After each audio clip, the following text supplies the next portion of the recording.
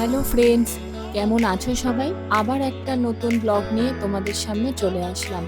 হঠাৎই প্ল্যান করে আমরা চলে গেছিলাম বিশ্ব বাংলা গেট, বা যেটা অনেকের কাছেই হ্যাঙ্গিং রেস্টুরেন্ট নামে পরিচিত, যেটা আমাদের নিউ টাউনেই অবস্থিত। তো দেখলাম খুব সুন্দরভাবে, এটা দেখো কি সুন্দর করে সাজানো হয়েছে। 4-5 বছর আগে একবার এসেছিলাম, তখন এত সুন্দর করে এটা সাজানো ছিল না। তারপর চারিদিকের অ্যাটমসফিয়ারটাও কত সুন্দর।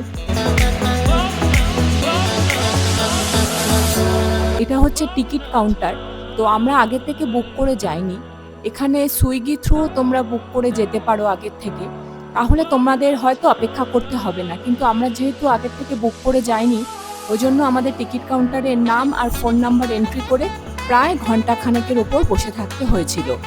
তারপর ওনারা যখন আমাদের কল করে ডেকে নিয়েছিলেন, তখন আমরা ভেতরে ঢোকার সুযোগটা পেয়েছিলাম।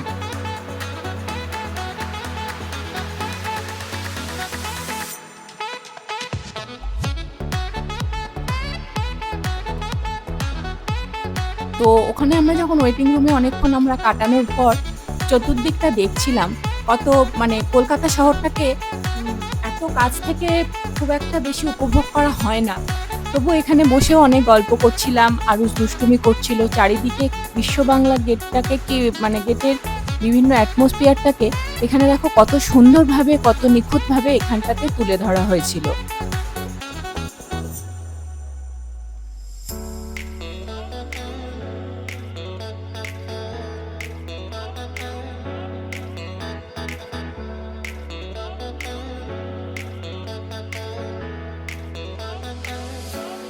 এইবার 1 ঘন্টা ওয়েট করার পর দেখো আমাদের কাছে ফোন আসার পর আমরা এবার লিফটে করে উপরে উঠছি। লিফটের ভেতর থেকে কি সুন্দর লাগছে সন্ধ্যের কলকাতা শহরটাকে, কি সুন্দর, কত রকম গাড়ি যাচ্ছে, কত রকম আলোয় সাজানো। তো আমরা আমাদের গন্তব্যে পৌঁছে গেছি। তো চলো এবার তাহলে আস্তে আস্তে ভেতরে যাওয়া যাক। তো দেখো ভেতরে ঢুকেই মনে হচ্ছে কত ওপরে উঠে বসে আছি। তো কি সুন্দর আলো দিয়ে সাজানো, খুব সুন্দর এখানকার অ্যাম্বিয়েন্সটা। তো চলো এবার তোমাদের সাথে এখানকার অ্যাম্বিয়েন্সটা শেয়ার করি। তো আরও একটা কথা বলে রাখি যে এখানে ওঠার জন্য লিফটটাই ব্যবহার করা হয় মানে সবার ক্ষেত্রে, কিন্তু ইমার্জেন্সি পারপাস, শুধুমাত্র ইমার্জেন্সি পারপাসই এখানে সিঁড়িটা ব্যবহার করা হয়। তো চলো আমার সাথে সাথে তোমরাও এখানকার টোটাল অ্যাম্বিয়েন্সটা দেখে নাও।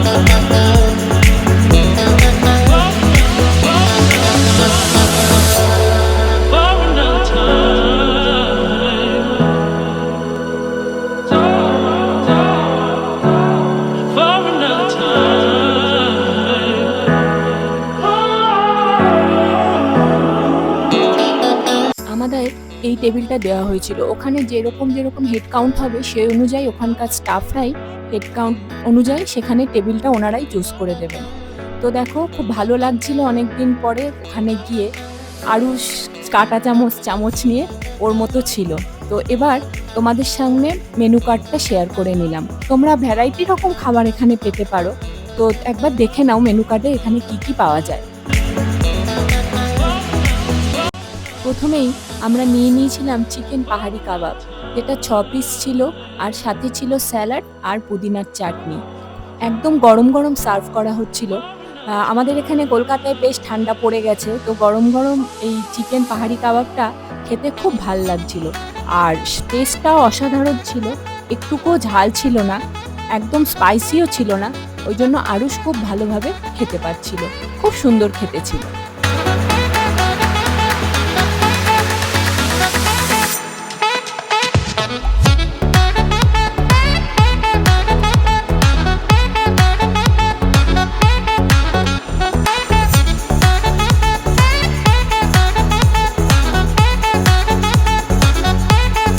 স্টার্টারটা খাওয়ার পর এরপরে আমরা মেন কোর্সে নিয়ে নিয়েছিলাম বাটার নান, যেটা দেখো কি সুন্দর র্যাপ করা যাতে গরম থাকে, আর চিকেন লাবাবদার আর গ্রিন স্যালাড। এটা দেখো দেখতে কি সুন্দর লাগছে, পরে আবার বাটার বা ফ্রেশ ক্রিম দিয়ে গার্নিশ করা ছিল। আর যেটা ছিল সেটা হচ্ছে বাটার নান, ওটা এত সফট ছিল মানে যেটা সত্যি বলার না। আর খুব মানে বাটারটাও খুব অনেকটা পরিমাণে এখানে দেওয়া ছিল। এই দেখো এটা হচ্ছে চিকেনের সাইজ, 5 পিস ছিল, খুব সুন্দর লাগছিল। তো মানে কম্বিনেশনটা খুব সুন্দর ছিল। তো তোমরা গেলে এটা কিন্তু একবার ট্রাই করতেই পারো। তো দেখো সুমন খাচ্ছে, মানে এত সফট ছিল যে সাথে সাথেই এটা ছিঁড়ে আসছিল বাটার নানটা।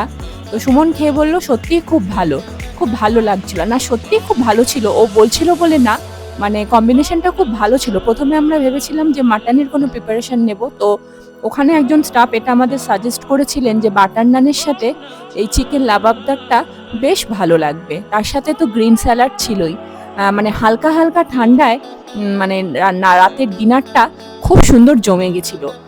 তো তার মধ্যেই তোমাদের বলে রাখি এখানে ডিনার টাইম হচ্ছে সন্ধ্যে 7টা থেকে রাত্রি 10টা পর্যন্ত।